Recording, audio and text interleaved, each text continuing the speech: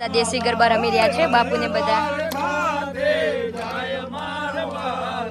પહેલા ઇસ્તેમાલ કરે ફિર વિશ્વાસ કરે. એમાં આપણું થરાદ કહેવાય ને થરાદ લાખણી બધું અહીંયા છે ને આપણે છેક અહીંયા પહોંચી ગયા છીએ, જોઈ શકો છો તમે.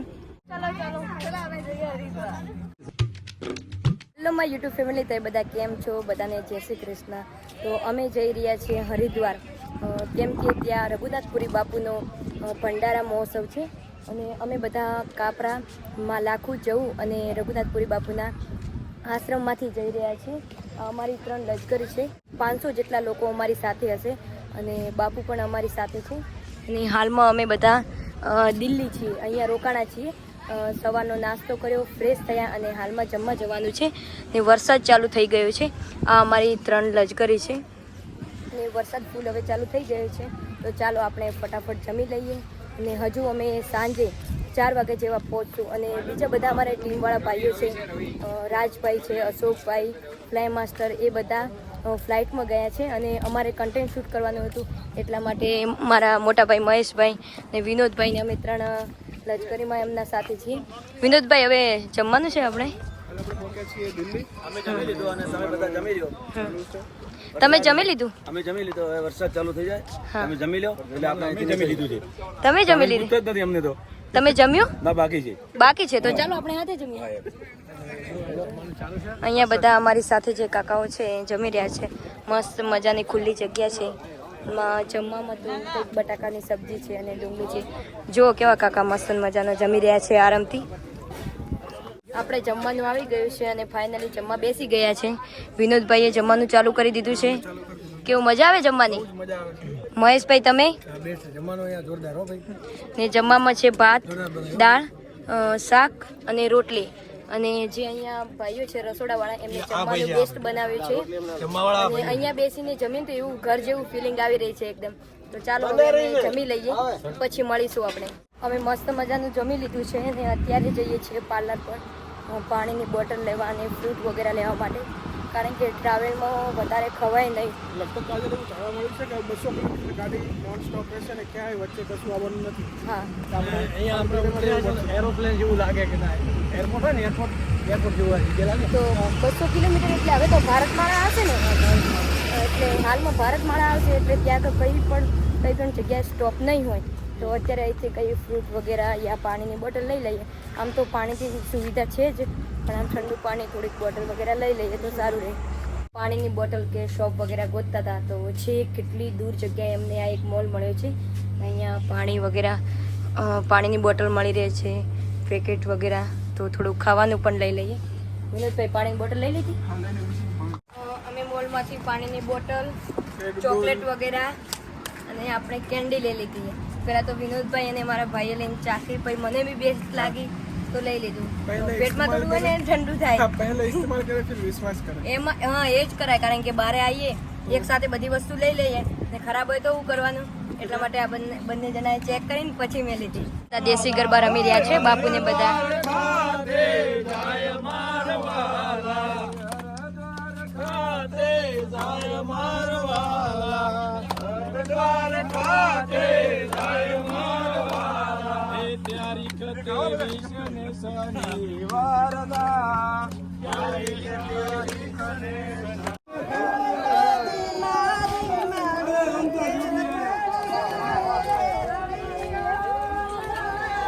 તો આપણે કાજલબેન પણ ગરબા રમવાનું ચાલુ કરી નાખ્યું. સોંગ વગરના ગરબા છે. તો જો અહીંયા ગરબા બીજા બધા રમી લીધું છે અને હવે બધા બેસવાની તૈયારીમાં જ છે લશ્કરીની અંદર. જો અમારી જે લશ્કરી છે એના અંદર પણ બધા લોકો છે બેસવાની તૈયારી છે.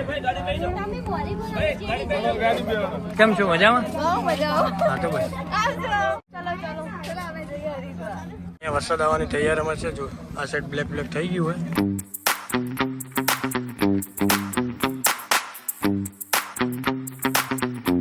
ગોલ્ડન ચા બનાવીએ. માપ બસ ઓકે આપણે માપની ચા લઈ લીધી. એટલે બસ આટલી ઘણી.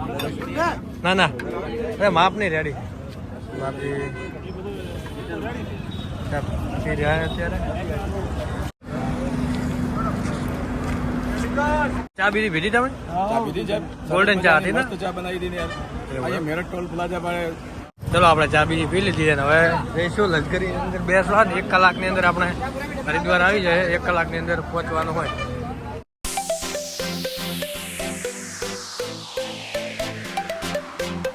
અહીંયા અમારે લશ્કરીની અંદર ડીઝલ ભરાવા માટે અહીંયા રોકેલી છે તો જોઈશું કે આના અંદર કેટલું ડીઝલ આવે લશ્કરીની અંદર જો ચાલુ જ છે ડીઝલ ભરવાનું 100 લીટર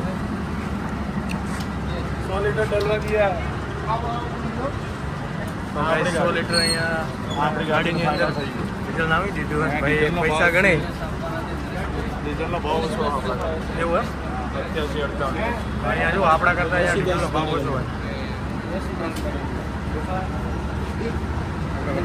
ટ્રેક્ટર જોયા મોસ્ટ ઓફલી આગળનો જે શો હોય છે ટ્રેક્ટરનો એ ખુલ્લો જ જોવા મળે કારણ શું છે એ અમને ખબર નહીં બાકી મોસ્ટ ઓફલી આગળનો ટ્રેક્ટરનો શો હોય છે ને ખુલ્લો જ હોય છે ને એનો બમ્પર જેવો કરે છે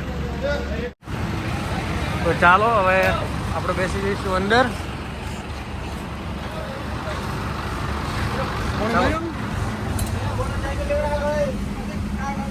મિત્રો અત્યારે વાગી ગયા છે 8 ને અમે બધા સુખ શાંતિથી સેવકો અને બાપુ સાથે પહોંચી ગયા છે હરિદ્વાર ને અહીંથી જવાનું છે જે જગ્યાએ અમારે રોકાવાનું છે ત્યાંથી ને હજુ બધા સેવકો ઉતરી રહ્યા છે વિનોદભાઈ આવી ગયા હા આપણે પહોંચી ગયા છે 8 વાગ્યા છે અને આજ તો લગભગ આરામ જ કરીશું અને ફોલો કરજો અને સબસ્ક્રાઇબ કરજો હા ને આમ તો આપણે બસમાં કેટલા 27 કલાક રહ્યા ને પણ અમને લાગ્યું નહીં કે અમે 27 કલાક રહ્યા જાણે આમ થયું કે 1 કલાક પહેલાં જ બેઠા હોય ને એવું લાગ્યું કંઈ થાક બીજો અમને લાગ્યું નથી અને અમે આમ ખુશીથી હરિદ્વાર પહોંચી ગયા છીએ અને મેપ જોઈએ તો મેપમાં આપણે ક્યાં છીએ તમે જોઈ શકો છો કે આપણું થરાદ કહેવાય ને થરાદ લાખણી બધું અહીંયા છે ને આપણે છેક અહીંયા પહોંચી ગયા છીએ જોઈ શકો છો તમે એટલે ખરેખર મને તો વિશ્વાસ નથી આવતો કે આપણે આટલા સુધી પહોંચી ગયા છીએ યાર કેટલું દૂર છે જોતો ખરી ને હજુ તો આપણે ભંડારો જોવાનો છે તો મિત્રો